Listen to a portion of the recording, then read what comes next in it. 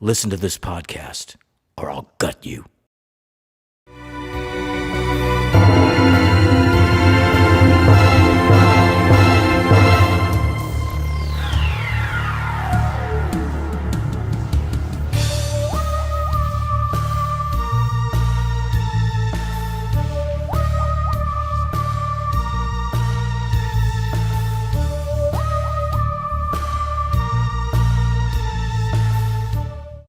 Welcome back, Horror Hounds, to Ghostman and Rivera's Horror Show podcast. I'm Mike Ghostman Pickle. And I'm James Rivera. Today we're going to be discussing modern horror anthology films. So let's get to it. What's the first one on our menu today, Michael? All modern horror anthology films. This one goes back to 2015. We started with the oldest one first. This one is Tales of Halloween. This one is actually 10 stories set in one town and woven together with the shared theme of Halloween. Radio DJ, played by Adrienne Barbeau, sets the scene for each film.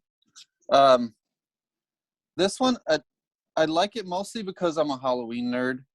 Mm-hmm. So overall, I thought it had a very infectious Halloween spirit. And Adrienne Barbeau's voice in between helped keep the spirit up, along with the visuals of each short. Some shorts are stronger than others, of course, but all achieve what they set out to do. Even the ones that aren't that good, and there are some that aren't that good, they have some entertainment value. And although many of the shorts don't have great endings, a lot of these shorts, the directors don't seem to know how to end them well. They have great buildup and no payoff. But they look good, and the film is a lot of fun, with a lot of indie horror spirit and a lot of indie horror cameos. If you're an indie horror nerd or a Halloween nerd, you'll enjoy this one just for the Halloween stuff and the cameos. Well, for me, out of the three that we're going to talk about, this is probably my least favorite. And I wouldn't say I dislike this movie. I like a lot about Tales of Halloween. For one, I like the first story quite a bit, Sweet Tooth. I think that's one of the best ones. And I like the last one, but I think for me, a lot of what's problem is you covered some of my issues with it. A lot of these stories don't seem to resolve themselves in a way that I found kind of satisfactory, and some of it I felt was just kind of being rushed by. Where I think it has to do with the fact that this is 10 films in the 10 short films, I would say, in the matter of like an hour and a half, an hour and 40 minutes. Yeah. And I think sometimes I could feel it rushing by a little bit, and I think there are at least half of these stories that kind of just slipped my brain while I was watching them. I'm looking at the synopsis, but I kind of feel like they kind of slipped my brain. However, this one is weird because it's a mixed bag. I do like a lot of things about it. I think the cameos are fun. It's nice to see Lynn Shay pop up, although I have to say it was cool to see Lynn Shay pop up in her little cameo. It wasn't satisfying to me. I felt like she should have been in that story more. She should have been spread out into it more. There were a few actors kind of wasted in this one. Yeah. John Landis is kind of amusing in the part that he has. I got a kick out of him. But it's just, it felt like for me, this is a movie of fleeting moments where like, I was like, this is cool, that's cool, but nothing that kind of like lasted or resonated. Although I have to say, Darren Lynn Bousman did a good job with the second story, which is The Night Billy Raised Hell. That was my favorite. That was my favorite one. Oh, that's your favorite one? Yeah, that one's a good one. I liked Sweet Tooth quite a bit, and I liked the ending one, Bad Seed. I thought that one had a very interesting twist. That one I liked. I think I liked that story. It's between the first two and that one that I like the most. And I like the last one because I like that it inverted the concept of a kidnapping or kidnapping a child, and played with it really well. But it was kind of a mixed bag for me. I just feel like this was a little bit too some of the stories were not fleshed out enough. And I know indie horror anthologies tend to be short affairs.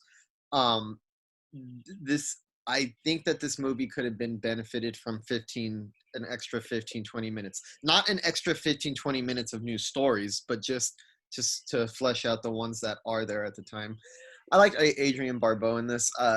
Mostly we hear Adrienne Barbeau's voice, and this is going to be interesting for the second one. I grew up watching DC animated cartoons, so all I could hear was Catwoman's voice. when she was Catwoman on Batman the Animated Series while she was going through.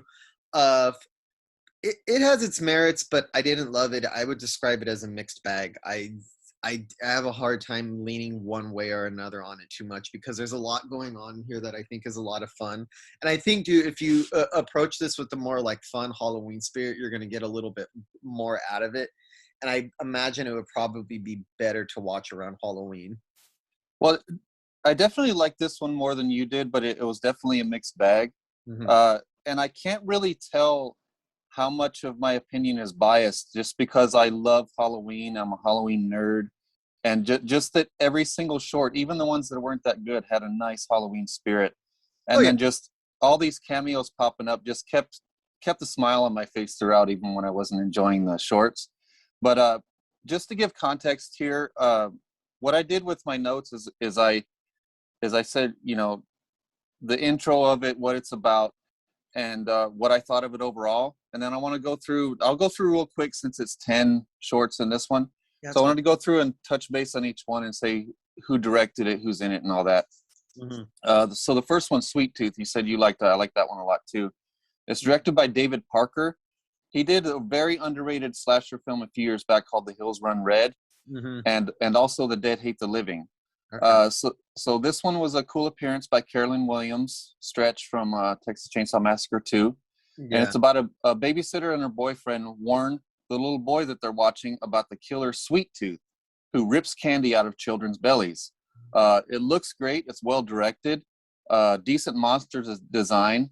There's a nice effect with a cleaver to the eye. And it's a great starter for the... I think the makeup effects here are a part of what makes it. I like that from the beginning. You could tell that that this was made by horror fans because the makeup effects are gory, they're gross, they're wet, they're a little bit exaggerated, but they're satisfying. They're exactly the type of effects that gore hounds are looking for in their horror films. Yeah, and also this one's a little different from the other ones we did because the other ones have a wraparound where this one has Adrienne Barbeau as the DJ, but it's not exactly a wraparound. It's kind of and that's where some of the best writing comes in, I think. I think she has some really cool things to say to set up each short. But that takes us to the second short, which is one I mentioned is my favorite one, The Night Billy Raised Hell. This one's directed by Darren Lynn Bousman. He did, of course, Saw 2 and 3, Spiral from the Book of Saw, and the great remake of Mother's Day. Barry Bostwick from Rocky Horror Picture Show was awesome in this. It's about a demon or the devil himself, I'm not sure which one it is. He kidnaps a trick-or-treater, Billy, and ties him up while he and his minion, dressed in the boy's devil costume, go on a killing spree and frame the boy for it. This one's fun and clever. It's got great kills. It's got great Halloween chaos. This is the most memorable, I thought, out of all the shorts.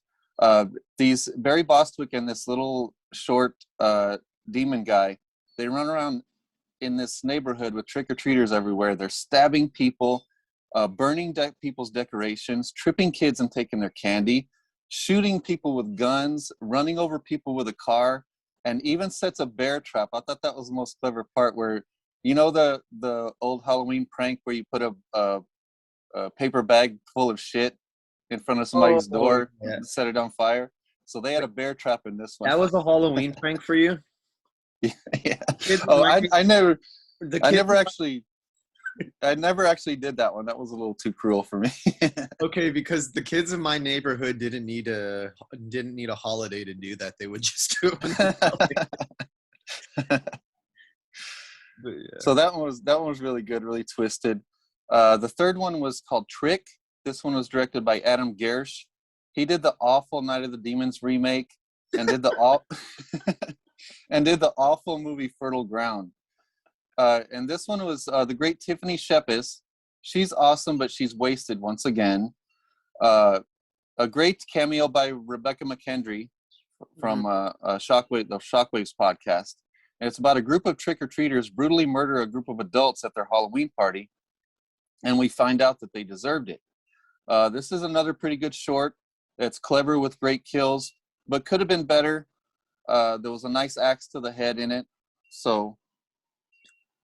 And Interesting use of Night of the Living Dead once again, which is I have to say this. I don't think I've ever seen a movie pop up in as many horror movies as Night of the Living Dead. I think it's countless how many times I've seen a horror movie where characters are watching Night of the Living Dead. And Yeah. let's be honest, we know that the main reason why is because it's public domain, because George Romero messed up the public domain. But I thought it used it kind of cleverly. It actually used the film for editing purpose to intercut back and forth to parallel the action going on in Night of the Living Dead with what's going on. And I think for me, what redeems this mostly is the twist to it. Yeah. If you know what I mean, because that one took me off guard. A few of these I think are redeemed by the twist that I thought, oh, okay, that was clever. So I have to say, if not for the twist and maybe that Night of the Living Dead usage, it might not be as memorable. Yeah, for sure. Yeah. So the next one, number 4, was The Weak and the Wicked. This one was directed by Paul Soleil. Mm-hmm. If you haven't heard of this guy, check out his feature film Grace from 2009. It was released by Adam Green's company, and I think Adam Green had a hand in making it. But that one's really good. This one has Noah Sagan in it. He's from Knives Out and this really good indie film called Dead Girl. So this one is about, in the city, a group of ruffians harass trick-or-treaters, but a horned demon and a stupid little claymation creatures come after them. This is the one that causes the film to lose momentum. It's okay, but those little creatures are too dumb, and it kind of gets a bit nonsensical, but it's just okay. It doesn't completely derail it, but it definitely starts losing steam with this one. I have to agree with you because I'm reading over the synopsis again, and I barely have vague memories of this one. It's already completely slipped away from my mind. This is one of those movies, because it's such a mixed bag, that there are certain like stories that really stick out in my brain and other ones that just completely like fly over my head, if not for a few details. Because it's so many, they fly by so fast. Yeah. Like, I kept having to pause it. I couldn't even keep up with them. Yeah, I agree with that. Might be too many. So the next one, this one continues the kind of downward slope of this film, The Grim Grinning Ghost. It's directed by Axel Carolyn. She did Soulmate in 2013. I haven't seen that one, but it's supposed to be good. This one had Lynn Shay, Barbara Crampton, but I don't even remember seeing Barbara Crampton in it. It had Alex Esso from Starry Eyes. She's wasted again in this one. And Dr. Sleep. Yeah. So this one's about friends at a Halloween party talk about a witch that takes your eyes, and then one of them leaves and gets chased by the creature. This one is just okay. It's overly simple, a waste of the talent that's in it, and one decent moment at the end with the creature, and that's kind of it. The rest of it's very basic. See, my thing with this one is what sinks this one is that with Alex Esso and Lynn Shay and apparently Barbara Crampton, who I don't remember in this either. I don't. I kind of feel like it's a waste. Alex Esso is probably one of the greatest of modern horror actresses. She's such a good actress. If you've seen Starry Eyes, you know what she's capable of. Her physicality as an actress, or if you've even seen Dr. Sleep, you know she does a pretty damn good imitation of Wendy, of Shelley Duvall's performance. She really taps into it. And then you have Lynn Shay, who is a veteran, one of the great actresses in the history of the horror genre. She's a veteran. She's always awesome in everything she's in, and she's good here too. She's actually really good here. But it's just like with those two, this one should have been one of the bright spots of the anthology, and I think that's where it comes at This is where like the disappointment really sinks in because I was watching it, I was thinking, with such talented pedigree of horror talent, this should have been a much more satisfying short. Yeah, and Lynn Shay kind of comes and goes. She's good, but she's kind of gone. Yeah. And then Alex Esso is just there for just a standard run-of-the-mill stock sequence, and then for that one little good moment at the end. And I think both of those actresses deserve better than that. I mean, I understand it is a short film, but I feel like the parts could have been a little juicier given who was involved with it. Yeah. And the next one, the sixth one, had a lot of promise. It's one of my favorite directors of the whole thing. It's Lucky McKee, who did May, this really good film, The Woman, and of course, All Cheerleaders Die, that I talked about last week. This one's called Ding Dong. It stars Pollyanna McIntosh. She's the star of The Woman. It's about the murdering trick-or-treaters that we saw earlier show up at the house of a submissive man and an overbearing woman who turns into a red demon witch when she gets upset. This one's, I thought it was very strong visually, but there's really no story, and it kind of ends abruptly with nothing really interesting happening. I agree with you. I like the visuals behind it, but I feel like the story was not very clear about what was going on. And again, I'm okay with ambiguity and horror, but when you're trying to do a short film like of this nature, this quick, I don't think there is very much room for it. And I have an idea of what's going on in the short, but I don't think it really makes it very clear enough. And aside from the few of the visuals, I think I might have forgotten about this one if it weren't for the visuals, because I don't think there's much going on there with the story. I think it seems like it's trying to tell an interesting story with this one, with its twists and everything, but I don't really think it succeeds in that, for my taste anyway. And it seems like it's building up to something cool, and it's well directed and well edited. Yeah. And then it kind of just fizzles out and nothing really happens at the end. Yeah. The next one I thought was good, but it was just so elementary. This Means War. It's directed. This one had two directors, John Skip and Andrew Cash. John Skip actually wrote Nightmare on Elm Street 4, The Dream Child. I like and then Andrew Cash directed The Never Sleep Again, the awesome documentary about the Nightmare on Elm Street franchise. Oh, so these guys have a real connection to Nightmare on Elm Street. Yeah, and then they both did a movie called Monsterland, which I haven't seen. It's supposed to be good. So this one's about a man who loves to decorate his lawn for Halloween faces off against the neighbors, a group of rambunctious rockers who one-up him with their decorations and wild behavior. A friend of ours, Noel Jason Scott, I really liked seeing him in this. He's a character actor who plays a lot of zombies and a lot of B movies and indie films. So it was cool to see him in it show up. He always has great zombie makeup on. Someone gets impaled, and that was a pretty good scene, but otherwise fairly basic but entertaining enough. I thought it was entertaining too, but I felt like it was kind of a throwaway story. As I was like entertained while I was watching it, but what it builds up to, I'm like, so that's all it was building up to. That was kind of more exactly impression. I don't know. The story didn't seem to justify itself enough for me. Yeah. In the way that it played out, I don't think it was clever enough for what it was going for. And it's one where I'm kind of like, it was interesting to watch while it was on, but it doesn't really lead up to enough. And I don't think it's a very satisfying story. Yeah, it's like dumb fun, but almost too dumb. Yeah, almost throwaway. Almost like kind of real throwaway. Yeah. The next one, number 8, is Friday the 31st. This one's directed by Mike Mendez, who did the great little B movie Don't Kill It with Dolph Lundgren that I liked a lot. He also did Big Ass Spider. That was another good B movie, and Grave Dancers, which I thought was pretty good. Not exactly sure what was going on here, but it was campy and fun. Deformed killer chases a girl through the woods. They have a huge fight. Aliens show up. There's screaming alien demons with glowing eyes. Someone is impaled with a spear, and there's a double decapitation. But otherwise, that's kind of it. I thought it was pretty confusing.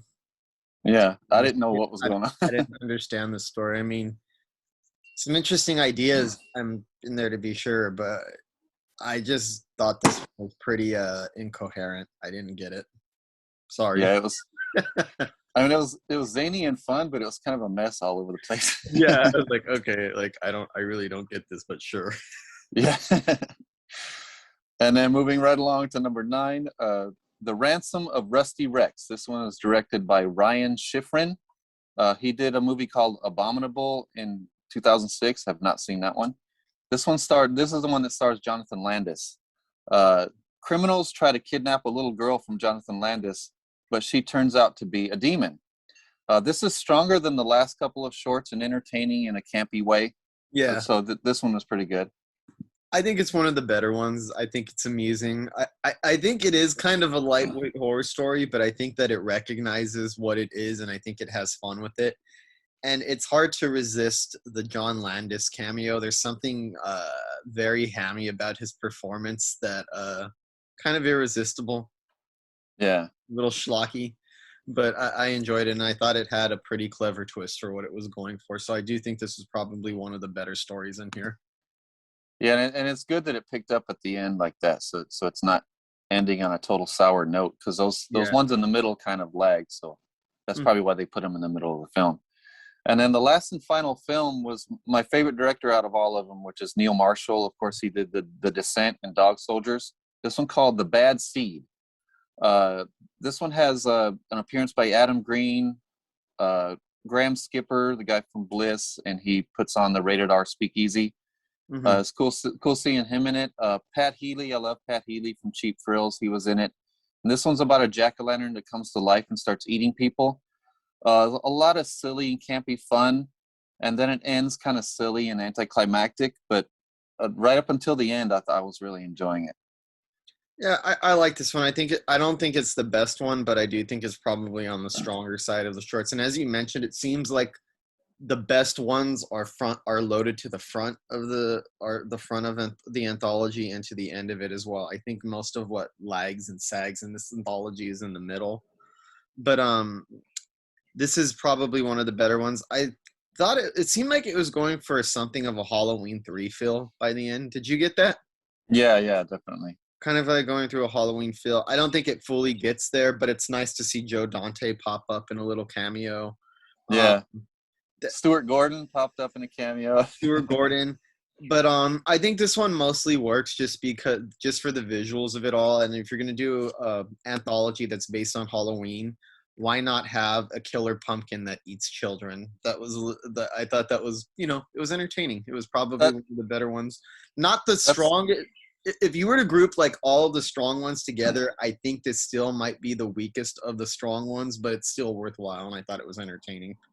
Yeah, I completely agree. Like when the Killer Pumpkin came out, of course, anthology film about Halloween won't have a jack-o'-lantern eating people on Halloween. Yeah, so that part was how do you not enjoy that? It's a jack-o'-lantern eating children. It's funny. Yeah. So it doesn't end on the highest note, and does have a couple duds overall, but it's definitely entertaining. I think it's good to add to the Halloween watch list, and has enough good stuff and killer cameos to hold my interest. And you can definitely feel the love for the genre and the love for Halloween in this. But it's no Trick or Treat. No, not at all. Okay. Just want to be clear about that. As far as Halloween anthologies go, Trick or Treat is the way to go. Yeah. And it's also not as good as our next film, I thought. The best film for me this week was Tales from the Hood 3. This one was written and directed. I thought we were going in order. Didn't the Mortuary Collection come out in 2015? Or is that? No, the Mortuary Collection is 2019, and you're right. It's actually the next one. Oh, okay. But wait, it's 2019? Yeah. Oh, we're both mixed up just on different things. Yeah. Okay. So my bad. We'll go straight to Mortuary Collection. Right. So this is my second. Actually, it's close. I like Tales from the Hood 3 a little more than this, but I liked a lot about this one. I actually liked Tales from Halloween a little more than this one, but I can't deny that this one is so well made. Mortuary Collection, and I love Clancy Brown. Love that guy. This one's the whole thing's written and directed by Ryan Spindell. He did a bunch of really well-received short films since 2007, and this is his first feature, so it makes sense that he was known for doing really good shorts, and then his first feature film is an anthology. So it's about an eccentric mortician played by Clancy Brown, tells stories of death to a girl who shows up looking for a job. Now, one of the problems I had with this one is it opens with Clancy Brown saying the world is not made of atoms, it's made of stories. Then why are the stories more visual and stylistic without much story to them? You know what I mean? They're very, very stylistic, very well made, very well shot, but overly simple. I thought most of it really didn't have a clever twist. There was some in there, but again, I'll go over each one here. And this one had 5 stories, including the wraparound. It had 3 big stories, a wraparound, and one story that I would say barely qualifies as a story. I think that the first story that opens this up is meant to be more of a teaser than anything, because it's so simplistic that it borders on being ridiculous, and it's probably the weakest part of the movie. I think, well, proceed. We'll get to that when we're there. My thoughts on that one. Okay, well, one thing, I love the visuals, especially the mortuary house is awesome. It's actually a real house, the Flavel House Museum in Astoria, Oregon. Mm-hmm. I love the visuals inside and outside the house. A mostly uneventful wraparound for the most part to the end, where the only good part is the visual style and Clancy Brown being Clancy Brown. And that brings us to the first one. These don't really have a name, I don't think. I couldn't find a name for these. But the first short is a woman leaves a party, goes to the bathroom, and is attacked by an octopus behind the mirror. And that's pretty much it. And then after Clancy tells the story, the girl even tells Clancy, it's not that great. And I agree. It's great style and skill, but no story. See, at first when it came to this story, I was a little bit worried because there wasn't really a story there. It's just a girl at a party goes to the restroom and gets attacked by an octopus behind the mirror. And I was thinking, oh my God, if all of the short stories are like this is going to be a pain in the ass to get through. Thank God, though, yeah. they're not like that. The rest of we have stories and have a lot more going on. So I have to wonder if this one was thrown in as just padding, because the movie even itself even seems to acknowledge that the story isn't very good. So I'm not really sure why it's here. I don't really think it adds very much, and I think if you took it out, the collection wouldn't really suffer that much. And actually, it might be a little bit better if it took it out, because it's so brief on top of it all that it doesn't, compared to the other stories, you could tell that the director did not really think about this one very deeply the way that he did the other stories, especially the last one. Yeah, and then like we said, the character acknowledges that it's kind of a bad story. Yeah. So it's kind of needless to be there. Yeah, I was confused at first. I'm like, okay, so she was attacked by an octopus. Why and how, or what was the point? I just failed to see the point of the story, and apparently the characters in this movie seem to agree with me. So yeah. And then the next one kind of left a bad taste in my mouth, because it goes straight from a very overly simplistic story to one that the story starts out with a message: better safe than sorry. Yawn, come on. You don't have to be so heavy-handed with the message. But anyway, this one stars Jacob Elordi. He was the really big, tall guy, good-looking guy from Kissing Booth, and he was in that show Euphoria. He's really good in that show Euphoria, if you ever check that one out. So this one... this one's called Unprotected.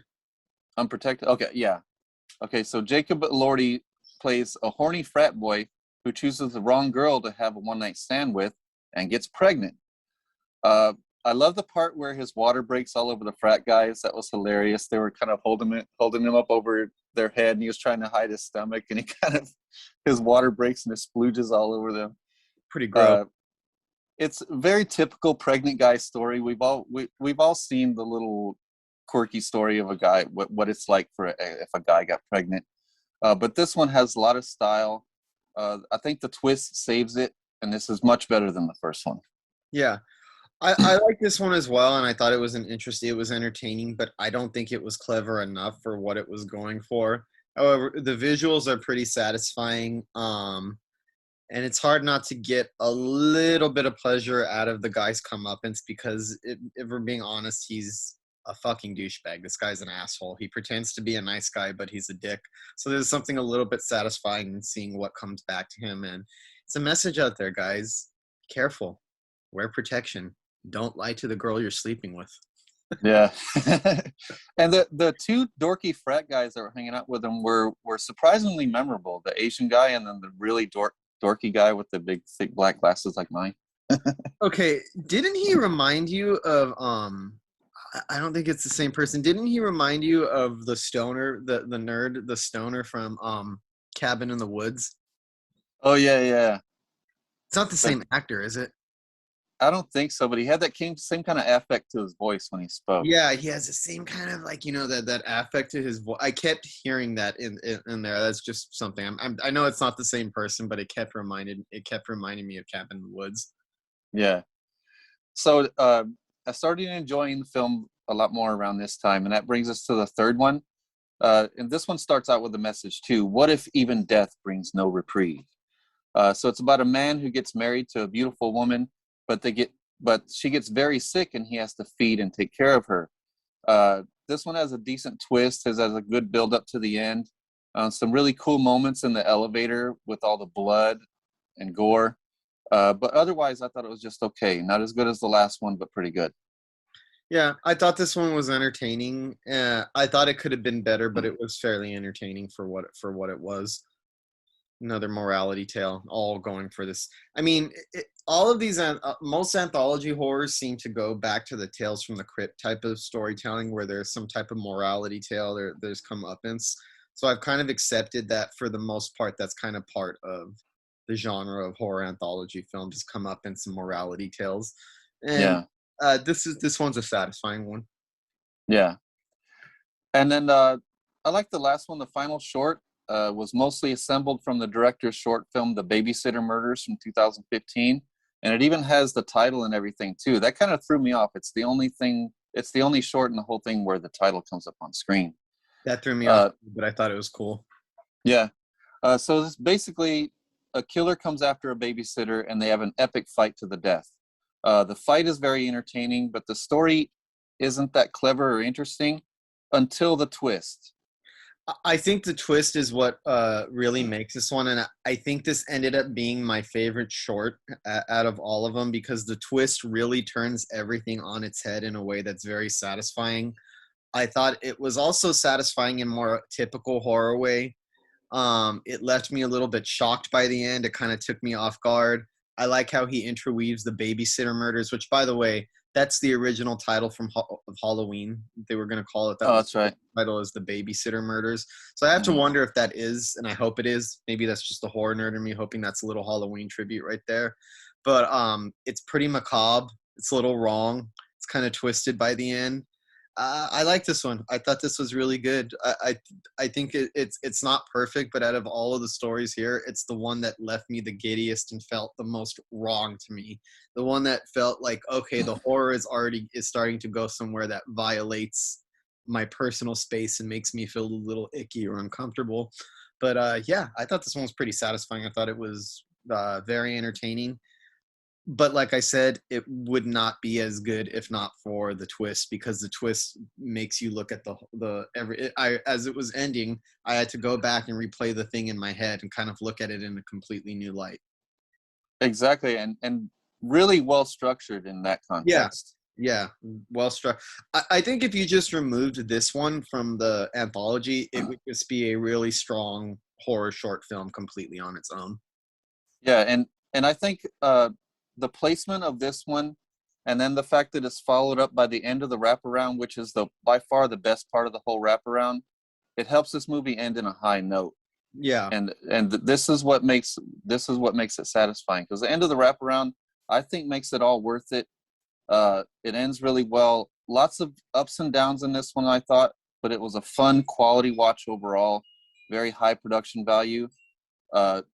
Just not as clever or fun as Tales from the Hood 3. Okay. Well, one last thing I have to say with Clancy Brown, when it opens up with his voice, like Tales of Halloween opens up with Adrian Barbeau.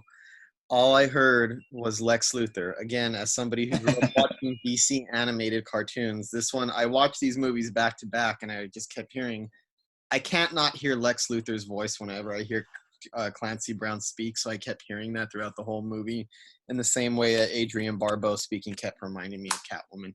That's just a personal detail. It has nothing to do with criticism or anything. It's just something I noticed. Well, with Adrian Barbeau, it kept taking me back to The Fog, especially since he was a DJ on that one too. I love The Fog. And the thing, as a horror fan, I'm so familiar with Adrian Barbeau in all of her work, but I think because of my childhood, that voice is always going to be burned into my head as Catwoman.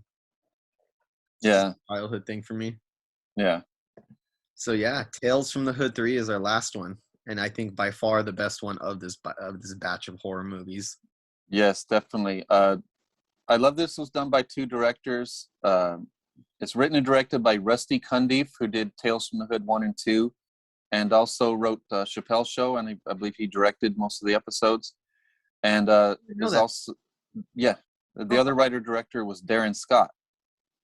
So as we go through the shorts, I'll say who wrote and directed each one. So it starts out with Tony Todd and a 6-year-old girl try to outrun an unseen evil while the little girl whispers chilling stories to him. First of all, I love that. I thought it was going to be Tony Todd introducing the shorts, much like the first and second one, but it's completely different. It's a little girl telling the stories, and it completely turns what we're used to from this franchise on its head and kind of gives us something new. This one is by far my favorite of the three this week. It moves fast. It's got clever stories. It's got great twists. It's bold. It's creative. It looks good, and mostly well written.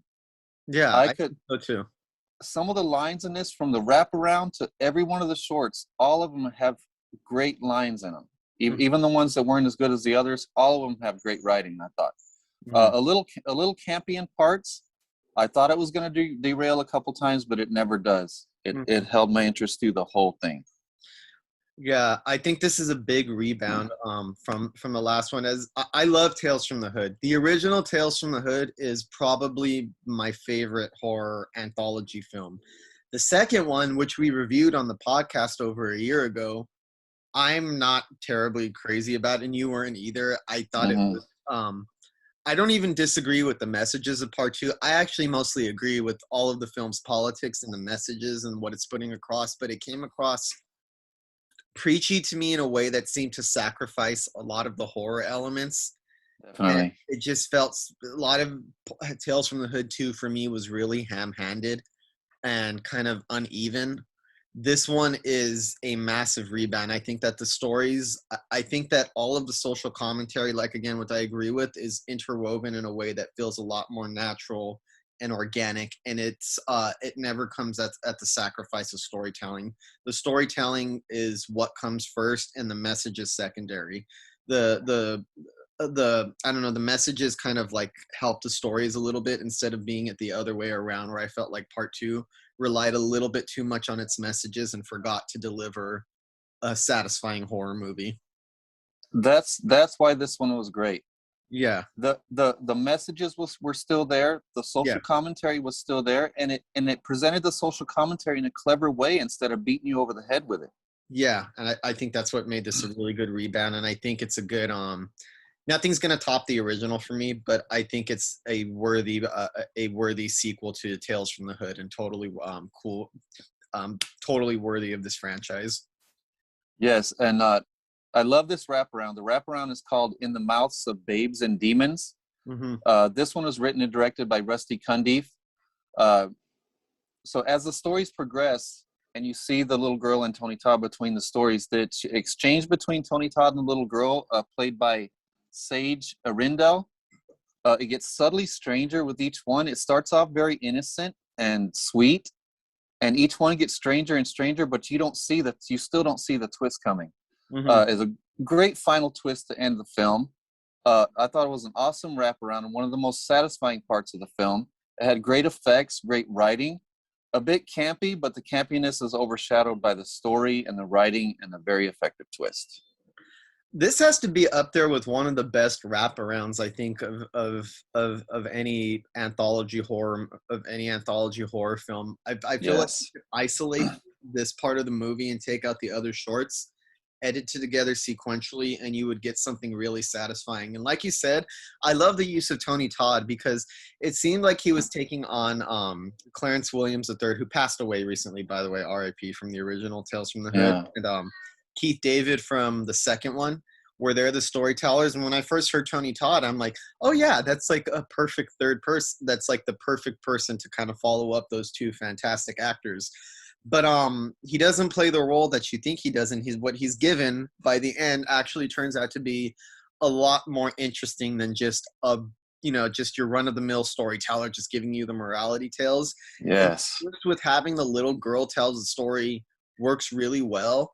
And I don't think that you really see the ending coming. I don't think it's a predictable ending. It actually kind of caught me off guard. I thought it was surprising.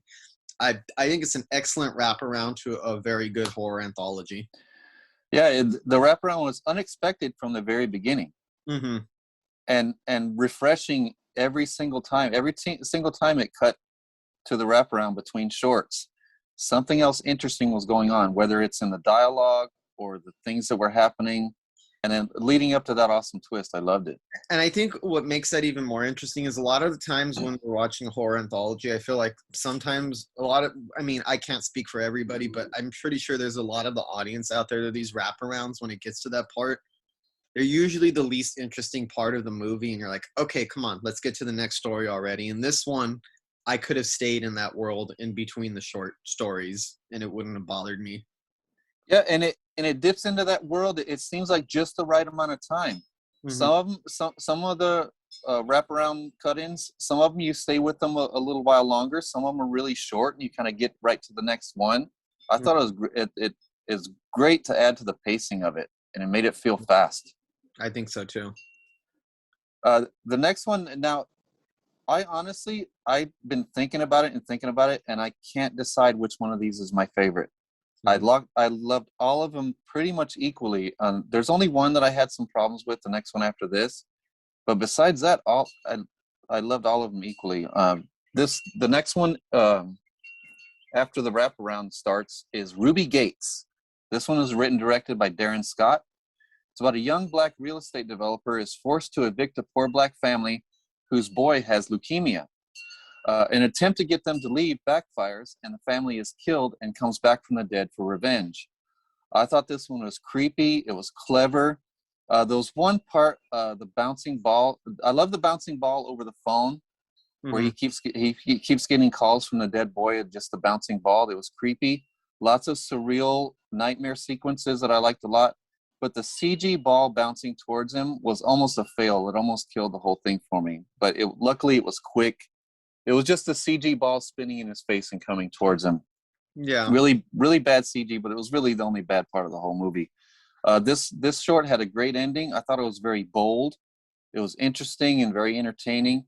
And this is what I watch anthologies for, is shorts like this. I think this one has a very strong it's a very strong morality tale, and the comeuppance is very satisfying. And it never feels lightweight. It's weird because, like I said earlier, the second one seemed to like prioritize the message over the movie. And like I said, I agree with all the messages. I'm a pretty left-leaning person, so I'm bound to agree with most of what's going on in here. But it was satisfying in a way that felt like it felt organic to the story. You ended up really disliking the main character because what he does to this family is really shitty.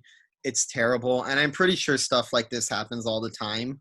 And it's a very satisfying come up. It's a very satisfying morality tale, and on top of it all, it's pretty damn creepy too. The visuals are very spot on. It's eerie. It gets under your skin, and the message is strong. I think that the acting is strong, and I think it resonates a lot. I think it's well shot. I think it looks good. The CGI ball is a little fake looking, like you said, but it didn't really take me out of the movie too much. I mean, it's a pretty low budget movie. But that only speaks to how impressive this is, because it's a very low budget film, but I think it looks like money. I could tell that it's low budget, but I could tell that they put a lot into the cinematography, into the set design, into the atmosphere, and into the visuals. So I think it mostly overrides that. Very strong Tales from the Crypt style morality tale without the camp that you usually comes associated with it. And that's what I was surprised. Usually horror anthologies, I expect them to be a little bit more fun. Horror anthologies that are a little bit more serious tend to fall flat. This one, I think, takes the gamble of taking itself seriously, not being very campy. It has a couple of campy moments, but I think it ends up paying off, and I think it ends up making most of the stories in this one pretty strong, is that it takes itself seriously and then it delivers on the serious messages that it's trying to put across. Yeah, and the stories and the effects and everything are just as entertaining as the message. Yeah. Like everything is a great mixture of everything. Like it's serious without being too serious. You know, fun and campy without being too fun and campy. I would say it has touches of camp. I wouldn't even describe it as campy. It only has like touches of camp applied where maybe it's necessary or maybe it's to alleviate the mood. But I appreciated that this one kind of like, especially the story, took itself seriously and delivered on that, because it's really hard to make a good, serious, short horror film and a horror anthology that you expect to be a little bit more fun. But I think this one pulls it off. And that first short, Ruby Gates, you mentioned Tales from the Crypt. That's the one out of these stories that reminded me the most of. That's why I like Tales from the Crypt. That's why I like Creep Show. That's why I like the first Tales from the Hood. These clever little stories that it feels like an anthology short. Yeah. Very effective, good punchline, good visuals along the way. Really well made. I really liked it. Now the next one, it kind of brought the movie down in comparison, but still turned out to be great. It's The Bunker. This one was written and directed by Rusty Cundiff. An old white conservative racist hosts a radio show from his bunker with bombs going off outside, and he perceives that leftists are coming to silence him, but things are not as they seem. This one got a little tiresome for me because it was way too much white power rhetoric from this old man. Yeah. And it was nothing but that for a while, but more than redeems itself with a great sci-fi twist and an overall great performance from the main actor, Cooper Huckabee. He was in True Blood. He played Sam Merlotte's estranged dad. Mm-hmm. He's kind of a douchebag in that and kind of a douchebag in this one too, but the twist really saved this one and kind of brought it around for a full circle. Okay, so this is probably the most obnoxious short story in this bunch, and it's probably the one that grated on my nerves the most. But in hindsight, it doesn't bother me because I think the ending of this short story ends up justifying what came before. Because it's really irritating to hear this man and his white power rhetoric and going off on Black people and the LGBT community, TQ community, and saying stuff like gorillas at the gates. Ugh. Yeah, he's a pretty sickening person, but I think that the end is a little bit satisfying. I think it's a little, probably if there was one story in here that's the most ham-fisted, it's probably this one in terms of its message being really on the nose. But I still liked it by the end. I kind of feel that the ending justified it. And again, your politics and what you believe is gonna shape how you view this movie. So if you're really right wing and you're one of those angry right wingers, you're probably gonna turn it off after the second short. But if you are, I mean, fuck you, who cares?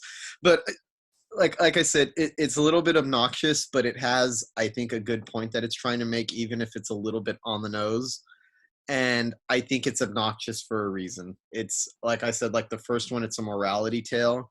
It's the least satisfying one of the bunch, I'd say it in here, but it really doesn't drag the movie down because it ends up redeeming itself and because we bounce onto another story that's better. Yeah, and the payoff on The Bunker was so good that it kind of made me forget how annoyed I was by the first half of it. But remember, you're supposed to be annoyed. Yeah. I'm pretty sure Rusty Cundiff wants you to be annoyed and sickened by this person. You're not supposed to like them. And that's probably why it's the most unpleasant part of the movie. It's because it has the most obnoxious character. But do you agree with me that it never quite loses you, even when you're being annoyed by this guy, because it keeps showing like strange people watching him and you wonder what's going on? That kind of what kept me in it. I loved how The Bunker ends on a really high note, and then it goes right into another really great short. It's called Operatic. This one is written and directed by Darren Scott. This one stars Lynn Whitfield from Eve's Bayou. I love seeing Lynn Whitfield again in this one. And this is about a young Black female backup singer gets fired for being too good, and a charming and handsome producer offers to mentor her and gets her a job caring for an aging opera singer played by Whitfield. I thought this one was entertaining and compelling with good acting, good writing, and a great twist that makes it even better. Yeah. I like this one too. I don't want to dwell on this one only because I feel like the twist is the one that's kind of hardest to predict out of all of these films. It's another one that's a great morality tale. It's involving, it's clever, it's well acted. It's a little bit I don't know if heartbreaking isn't the word, is not quite the word, but there's something a little bit sympathetic and human about what's going on. Yeah. And it's weird because what I found interesting about it is throughout this short film, my sympathies kept shifting to different characters throughout the film. At first it was with the old lady. At first it was with the young woman, then it was with the old lady, then it comes back to the young woman again. So it kind of kept playing my perception of what was going on. Beautiful mansion that it's filmed into. This movie has good production value. I was really impressed with it. Strong acting, really good. I don't like it as much as the first or the last story as the wraparound, but it's still pretty satisfying. I think my least favorite stories are the two in the middle, which is the one we just talked about, and this one, although this one is quite a bit stronger. Even still, I think that illustrates how strong this anthology is that, like most anthologies, it shoves the weakest ones into the middle, but it never sags even at its worst. Yeah, and the placement of these shorts give it a nice ebb and flow. Yeah. Where it never loses you. It kind of dips and then rises back up again, and then kind of stays there for a little bit and then rises up again at the end to a nice finish. Yeah, so really strong short. Better than the second one, but not as good as the first or the wraparound, but still solid and totally worth watching. Totally agree. And that brings us to the final Dope Kicks. This was written and directed by Rusty Cundy. So a punch and run bandit. This was kind of cool seeing this phenomenon kind of put into a short film. We've all seen it, the punch and run bandits, where they just run up to random people in the street and knock them out for fun. So this one's about a punch and run bandit who accidentally kills someone and takes his shiny gold sneakers. This one is weird, and this is another one that's bold, and so bold it almost goes off the rails for me, but it never does. And there's odd bird demons, strange angels taking people's souls, weird nightmare sequences and hallucinations. Another great twist that literally makes you rethink everything you just saw. That's the best kind of twist. Only one problem with this, and this and Operatic, one scene has too much exposition in both. Okay. It's kind of, you see everything that's going on, but it's still explained, but that's really not a critique. It's because it really doesn't derail it. It's just explaining something that doesn't need explaining. Mm-hmm. But otherwise is awesome, and also has a really great autopsy scene. The whole autopsy scene is really cool twist, really cool, clever idea. I love this one. It's a really great note to end on. You said something interesting that I wanted to latch onto, where it feels like it's about to go off the rails when it never does. And I think that's what makes this one work so well, is it's probably the ballsiest, strangest, weirdest, most visually experimental short, and the most violent one, I would say. And it feels like it's always teetering on the edge of madness and always teetering on going on down a path that it's never going to recover from. But I think that's what makes this one so good, is the ballsiness. It's always teetering on the edge of like, oh my God, this is really wild. Is this really going to go there? And it never steps over that boundary. It keeps it right at knife's edge. And I think there's something kind of exhilarating about watching something this ballsy and this bold, which, I mean, something this ballsy and this bold could easily backfire on a filmmaker when you're trying to pull something like this off. It's a difficult balancing act to try to pull off, but it never quite does that. And I think that's what made me appreciate it even more, is they really set their sights high. They really try to go very out here and be really strange with this one. And it never failed throughout the entire thing. It's a strong, I don't know which one I like more. I like the first story a lot because it's a little bit more serious. I think this one has more touches of camp than the first story. I have a hard time picking which one I like more. I think the first one might be a little bit more of a steady short film, but this one is a little bit more exciting because because of how much it goes for it. I think it's a very satisfying morality tale. I think it has fantastic visuals. I liked all the stuff with the angels, transporting people to different lives, all the stuff with the strange bird demons. I like the concept of being stuck between two different states, between the life and the afterlife. Like the first one, it reminded me a lot of Tales from the Crypt, the thing that you come to horror anthologies for. It's satisfying. It's fast paced. It moves really good. The main character is a terrible person, but always entertaining to watch, even at his worst.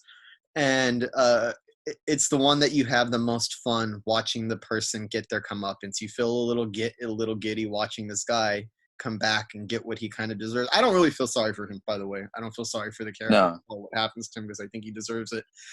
But yeah, I think I'm gonna go with this one as my favorite, only because it's such a bold exercise to try to pull off, and I think it's very successful. Really exciting. Probably, yeah, I'll say it. It's probably my favorite of the main stories that are being told. And how great is it to have a short this good and this bold end in such a high note and then go straight into the big finale of the wraparound? It leaves you feeling so giddy. Yeah, I think that's why it's the last story, because out of all of them, it's the one that's the most fun. I think the first story is great, but it doesn't leave you feeling giddy by the end. It leaves you feeling like, oh, holy shit, like this guy, such a piece of shit, got what he was coming from. Coming to him, this one kind of does the same thing, but in a much more fun way. So I guess it makes sense that these are bookends. You want to open up with one that's a little bit more serious and close off with one that's a little bit more fun. And that's not even the best part of the movie. I think the best part of the movie is the climax of the wraparound with Tony Todd and the little girl. I think it's satisfying. I think it's creepy. It's eerie. It's bold. It's a twist that I did not see coming.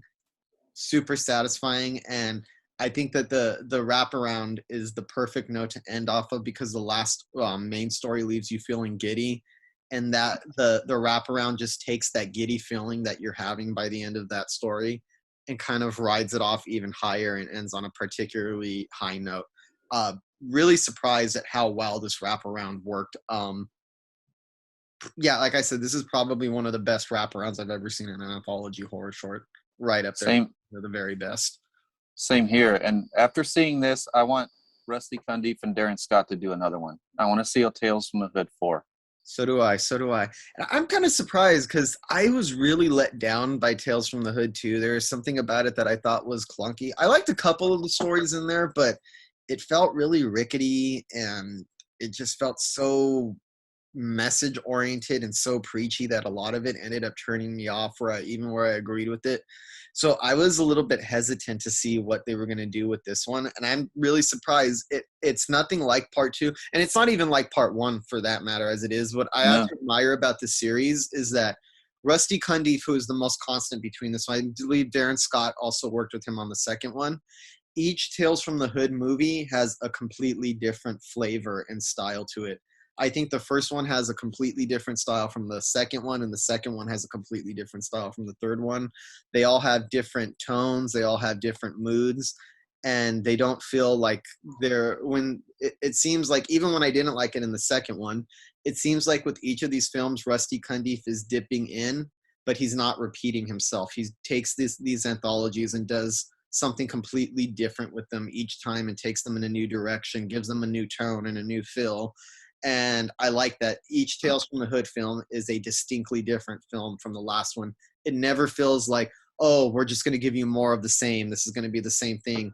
And I think even when it doesn't work for me, like in the second one, I think it's a testament to Rusty Cundiff that he managed to make 3 of these movies so far and make them all feel completely different from each other. And props to Darren Scott too. I mean, he obviously did I think he probably did my favorite stories other than the wraparound in this one. But props to him too. But Rusty Cundiff has done a great job of sticking with the series and manages to reinvent it with each new entry. So yeah, I would love to see a Tales from the Hood 4. And it seemed like these guys really put their heads together and wanted to make something original and that sets itself apart from the other two. And with part two, even the ones that started out with it, there's quite a few things that were good about part two, and it started out good, and they all kind of devolved, and they didn't surprise you. They kind of went straight from being typical to just like too preachy and too yawn. Come on. Yeah. But this one was just the opposite. They start out good, and then they get better, and they surprise you, and it's original. Everything I loved about 3 is what I disliked about 2. I could definitely see that, but yeah, I think this is a really good sequel to Tales from the Hood, and yeah, really satisfying. And to be honest, I've noticed that, especially going through Letterboxd and IMDb and different things, I noticed a lot of people didn't like Tales from the Hood 2, and I think just kind of completely tuned out from watching any ones after that because it doesn't seem to have as many ratings or reviews. I want to tell people, if you didn't like Tales from the Hood 2, don't skip out on the third one just because you didn't appreciate it, because I didn't either. I think this is a really good rebound, and I think that if you judge Tales from the Hood 3 by the standards of Tales from the Hood 2, you're not giving it a fair chance. So please check it out, even if you didn't like the second one, because I think this one is really, really good. Yeah, and the Mortuary Collection is getting a lot more attention than Tales from the Hood 3, but I'm telling you right now, it's a lot better. Tales from the Hood 3 is a lot better than the Mortuary Collection, I thought. I agree as well. So, yeah, it was good to highlight this one too, because I feel like this one is flying completely under the radar compared to the first two. I don't really hear very much conversation about it. And I guess that kind of makes sense because Tales from the Hood 2 came out years after the original one, and I think there was a hunger for it, as opposed to this. It seems kind of fast to already have another one. So I think Tales from the Hood 2 kind of stole like the hype and the thunder that should have gone towards this one. Yeah, so watch this one and hit like on it and give it a good review on IMDb. This one deserves it, and there needs to be another one. Yeah, do it so we can get Tales from the Hood 4, damn it.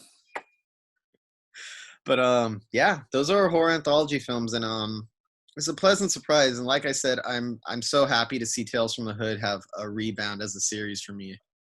Yeah, and I didn't expect to. I almost dislike Tales of Halloween compared to Tales from the Hood 3, because I actually watched Tales of Halloween before, and I liked it, and I like it a little less because I watched it back to back with Tales from the Hood 3.